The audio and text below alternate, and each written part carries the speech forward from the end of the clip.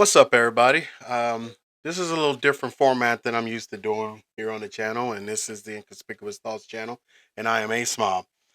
Um, I usually do a lot of reaction videos, blog and stuff, but this is something I had to really come in here. So this is just having a casual conversation. This is just a casual conversation.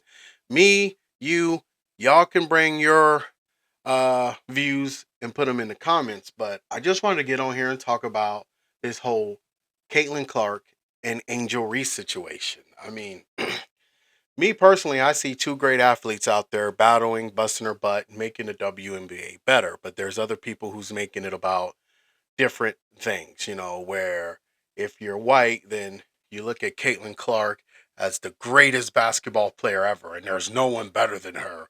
She's just supreme to it all. And then you look at Angel Reese and you're going, she's ghetto and she's not that good. She's terrible. I mean, the narrative has really changed, but in my opinion, I think these two young ladies' careers are being hijacked for other people's personal views. And I don't think that's right. And that's why on the thumbnail you see me say nope. It just doesn't make sense. But before we go further into this casual discussion, again, like I said, my name is Ace Mob, and this is Inconspicuous Thoughts. And if this is something that you're interested in, definitely hit the like button as well as subscribe to the channel. So let's get to it. When you really think about, you know, Caitlin Clark and Angel Reese, everybody know the beginning of all this. College. Think about the national championship game. You have Caitlin Clark, the great hope to a lot of people, especially in Iowa in particular. They see her as she's going to take us to the promised land. She's the one that everybody's eyeballs is on. ESPN and so many great other outlets, media outlets.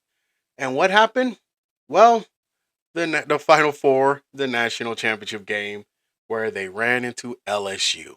And then there's the infamous picture, boom, Angel Reese. How dare she? How dare Angel Reese mock our great Caitlin Clark? Well, listen, Caitlin Clark was a beast in college, and she's a beast in the WNBA. But Caitlin Clark was also a very cocky, bodacious, outlandish, everything that a competitor do in any sports. Get in your face and tell you that I'm the best, and ain't nothing you're gonna do about it. But when it was done to her, then the narrative was hijacked. So their worlds collided, and it continues to follow them both into the WNBA. Obviously, Caitlin Clark was drafted number one, and she went to Indiana Fever, and of course, Angel Reese went to Chicago Sky. Caitlin Clark introduction to the WNBA was huge. The media, the circus, everything was big. And then Angel Reese, it was like they held her press conference in a broom closet. It did not have the grand introduction. And I felt that was a little disrespectful because they both was getting ready to bring the WNBA to a whole nother level. Then their first game against each other. Oh my goodness, the ratings, the circus, the beauty of it all. You're talking about two superstars coming into the WNBA. In my feel, it was the same as Larry Bird and Magic Johnson, where people who wasn't watching the WNBA, all of a sudden, they were watching the WNBA because it was, who are these two athletes? Bigger than life. They're bringing everybody to the masses. It's huge. But something in there was hijacked. It couldn't just be two great athletes playing against each other. No, it turned into Caitlin Clark, the saint, the savior, Angel Reese, the devil, evil, ghetto. Okay, I have a real problem with this, people. Follow me if you will. I see two great athletes who's going out there every night, giving it their all, and bringing eyeballs to a product that was dying in the ratings. When you look at WNBA ratings, it was not great. Then you get the Caitlin Clark and the Angel Reese effect, and then boom, there's new eyeballs on the product. Everyone is looking at the beauty of the women's basketball. And I love it. I'm a huge fan of the WNBA. But don't get it twisted. As good as the two young ladies are, they're not the best players. I'm sorry. And if that makes you mad, put it in the comments. Caitlin Clark is not the best player in the WNBA, people. She is a hell of a player. She's a hell of a ball player. But Asia Wilson and Breanna Stewart, those two ladies are phenomenal. So, narratives being changed to meet views. That's my only problem.